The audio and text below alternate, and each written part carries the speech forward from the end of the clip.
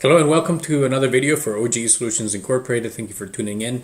Today I want to touch base on three items that are related to safety. I know safety is quite a large and a very broad topic, but these are three items that I wanted to mention today.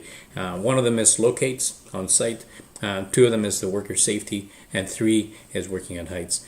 Number one, locates. I want to make sure that you understand locates are basically finding anything that's underground on your property or in the property that you're working on. So the Ontario One call has basically a free service. If you call them, it takes a little bit of time sometimes, depending if it's an emergency or not. But they will come out to your property and locate water, hydro, gas, bell, cable, all those things that might be buried underground and travel through your property, so that if you're doing any digging or any excavations or anything like that, that you're aware that these services are present and that you dig around them and not impact them in any way. Now that's public locates, which are free. The private locate service is something paid for. You can find different sources for that, but basically what they do is they'll come out and I'll sometimes confirm the locates that have been done by the city, but also on top of that add to those locates by incorporating the private services that might have been installed on the property. So for example, say an irrigation system or some small power that has been routed to a small shed in the back or something like that, that wouldn't be located by the public locates. That's why you get a private locator to do that. The next step beyond that would be to get a ground penetrating radar, which would be basically a small machine that just scans the subsurface for any kind of interference and difference in density. So locates are very important. You need to get those because you want to make sure that you're not interfering with any lines, and that continuing services can be guaranteed throughout your project. Number two is worker safety on site. So all the sites vary, everything changes from site to site, but one thing is very important that you need to make sure of is that if there is a requirement for site safety, say safety goggles, hard hat, safety shoes, safety vest, that those are implemented accordingly. If there's a need for a respirator or any sort of containment, the Tyvek suit or whatnot, those need to be addressed to the people that are doing the work, the people that are in the front lines doing all these assessments and the actual physical work.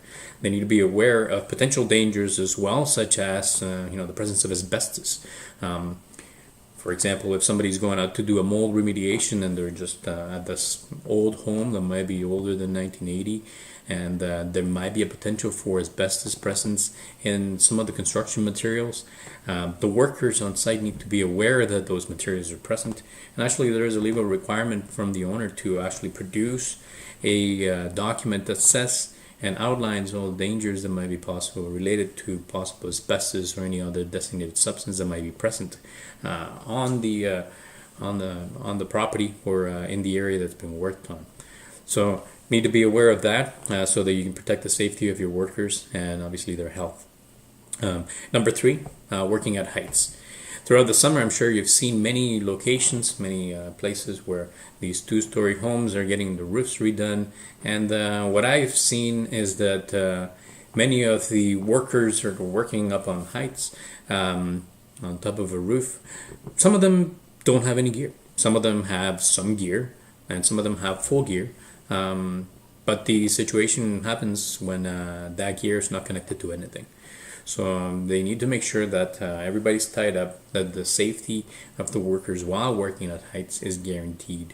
So you as a homeowner, you need to be aware that check the roofing contractors' insurance, make sure they have up-to-date and proper insurance, that they don't have any WSIB claims, and also that they have a plan, that the guys everybody's trained on the working at heights, as well as having a plan for how to proceed with the work at your property. So working at heights is very important. I know I'm not touching on all the safety requirements for every single site, but these are three things that we need to be aware of and that need to be brought forth to the industry. Basically, just everybody needs to understand that there is a requirement for safety, and it's a work in progress, and it's a joint effort by all the moving parts of every project.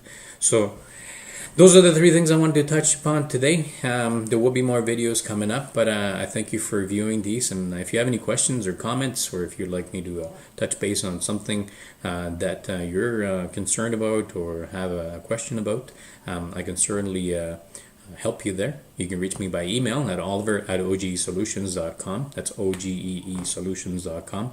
Or you can give me a shout at 647-588-7660. Until then, we'll see you in the next video.